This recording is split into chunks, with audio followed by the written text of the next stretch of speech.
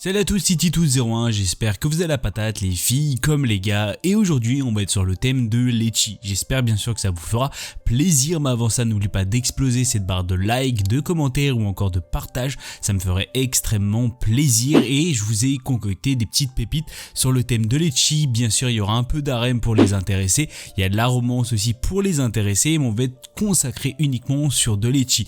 Sur ce on va s'attaquer tout de suite sur ces grosses masterclass, sur ces petits bangers, et il y a une petite pépite, c'est parti. Alors on va parler de Kill la Kill, on est basé de 24 épisodes de 24 minutes, il est sorti en 2013-2014, on est sur de la comédie, du drame, de l'ecchi, de la fantasy, du super pouvoir, de vengeance et bien sûr de combat. Pour les intéressés, bien sûr, il est disponible sur ADN. L'Académie Honnoji, un lycée dans lequel règne la peur et la terreur, celui-ci est gouverné par le redoutable conseil des élèves, qui ont la particularité d'utiliser des univers Goku. Ces derniers leur permettant d'être plus forts que n'importe qui et d'écraser quiconque se dresse sur leur route. Ryuko Matoi est une fille qui transporte avec elle une moitié de ciseaux géants et recherche le possesseur de l'autre moitié qui s'avère être l'assassin de son père. Dans le but de trouver le meurtrier, Ryuko rentre dans l'académie Honnoji pour y défier Satsuki Kyoryuin, la présidente du conseil des élèves. Alors moi ce que j'ai à dire c'est que déjà de 1, pour un animé de 2013, c'est un énorme banger. C'est-à-dire globalement, je trouve que l'histoire elle est incroyable, j'ai jamais été déçu et sincèrement le revoir c'est toujours un régal, c'est toujours un animé à couper le souffle, un animé qui est un énorme banger et sincèrement si vous êtes à peu près dans la partie de regarder de l'ecchi, alors certes il y a de l'ecchi mais on est vraiment sur du combat, de l'assassin, du super pouvoir, de la vengeance, on est vraiment sur des trucs stratosphériques et sincèrement vous allez pas être déçus. Point de vue de musique c'est un régal, c'est-à-dire vraiment c'est un bijou, c'est vraiment un animé tout simplement incroyable, que ce soit par rapport au scénario, que ce soit par rapport à la musique ou que ce soit par rapport aussi aux personnages que vous allez bien sûr découvrir au fur et à mesure de l'histoire. Globalement, qu'est-ce que je peux vous dire, c'est foncez, vous allez être pète dessus. Si vous l'avez déjà vu, il faut le revoir, vraiment c'est ça, vous allez aussi pas être déçu du tout et sincèrement c'est un petit banger que je vous ai mis quand même pour cette année 2026 parce que ça fait quand même 13 ans qu'il est sorti et pourquoi pas le revoir bien sûr pour cette année. Alors on va parler de Fufuiju Kwapito Miman, ou si préféré de Presque marié, loin d'être amoureux. On est basé de 12 épisodes de 24 minutes, il est sorti en 2022, il est disponible sur Crunchyroll et il y a de la VF pour les intéressés. On est sur de la comédie, du drame, de l'ecchi, de la romance et bien sûr d'amour. Yaku Injiru, un lycéen de 3ème année, espère que Sakurazaka Shiori, son premier amour, soit sa partenaire pour le cours couple pratique. Et dans cette activité, les étudiants doivent démontrer qu'ils ont les compétences nécessaires pour vivre seul avec un partenaire du sexe opposé, tout en présentant un certain niveau d'harmonie à la surveillance vidéo qui les évalue. Malheureusement, le hasard fait en sorte qu'ils se retrouvent avec la personne la plus opposé à lui, la Gyaru Watanabe Akari. De son côté, Akari espérant se retrouver avec Tenjin Minami. Leurs espoirs sont encore plus anéantis lorsqu'ils découvrent que Shiori et Minami ont été assignés ensemble.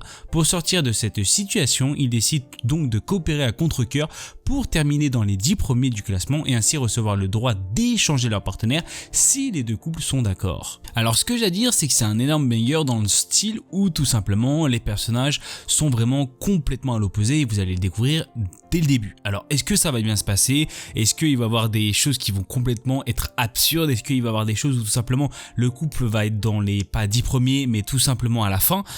Vous allez bien sûr découvrir tout ça dans l'animé. Est-ce qu'il va y avoir aussi du triangle amoureux, de l'harem? Vous allez aussi le découvrir parce qu'il y a des grosses dingueries et sincèrement c'est ce qui fait un peu la petite pépite de cet animé qui je trouve pour ma part est une réelle découverte bien sûr pendant l'année 2022 et actuellement comme vous en doutez en 2025 il y a eu la VF de sortie et aujourd'hui, nous avons toujours pas de retour sur une fameuse saison 2. Alors oui, pour le dernier épisode de la saison, bien sûr en 2022, sincèrement, c'est un gros coup de massue parce que vous en doutez à 100% qu'il y aura forcément une suite. Ça peut pas s'arrêter comme ça, c'est strictement impossible. Si vous êtes impatient, je vous conseille fortement bien sûr de lire le manga parce que sincèrement, vous apprenez beaucoup plus de choses, il y a beaucoup plus de détails à certains moments, mais globalement, ça suit quand même plutôt pas mal le manga et c'est quand même plutôt pas mal. Moi, ce que j'ai à dire, c'est que j'attends énormément cette fameuse saison 2 parce que graphiquement, en scénario ou tout simplement les personnages sont vraiment très bien représentés et je trouve que vraiment une saison 2 peut être qu'une masterclass. Globalement, je vous le conseille si vous recherchez un thème vraiment basé sur de l'ecchi et de la romance, là vous allez être servi vraiment à gogo. Et si vous aimez aussi tout ce qui est à base de triangle amoureux, vous allez être aussi vachement intéressé par rapport à ça. Je vous le conseille, c'est un énorme banger, une énorme masterclass de l'année 2022 et je pense que vous n'allez pas être déçus. Alors on va parler de ma plus grosse masterclass sur le thème de l'ecchi. On va parler de Shinometa to Yon Genen ga Sunzei Shinai Teketsu no Sekai, ou si préféré de Shimoseka.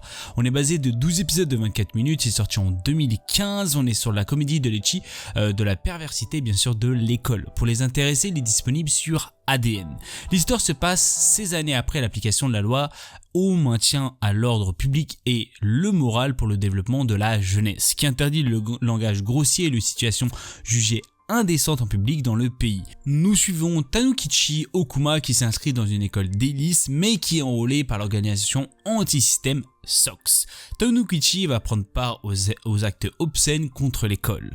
Alors globalement, on est sur un animé qui est complètement absurde. C'est-à-dire si vous aimez tout ce qui est à base de comédie, là on est sur de la comédie à gogo, de la comédie pure, et sincèrement le ecchi est vraiment à son plus haut level. Vraiment on n'est pas au plus bas, là on est vraiment dans le top level sur l'ecchi et je pense que vous allez passer un très bon moment. Déjà la présidente, c'est ce qui fait tout simplement l'animé, parce que globalement vous allez voir que c'est une personne extrêmement fidèle, extrêmement qui fait des choses qui va dans le système de la loi, et vous allez voir qu'il va avoir un petit moment où elle va tout simplement partir en cacahuète, et c'est ce qui va tout simplement faire basculer l'animé dans plusieurs thèmes, dans plusieurs délires, et qui va rendre l'animé extrêmement drôle. Globalement si vous regardez un animé qui est vraiment dans la base de l'ecchi, dans la base de la comédie, celui-là est vraiment fait pour toi.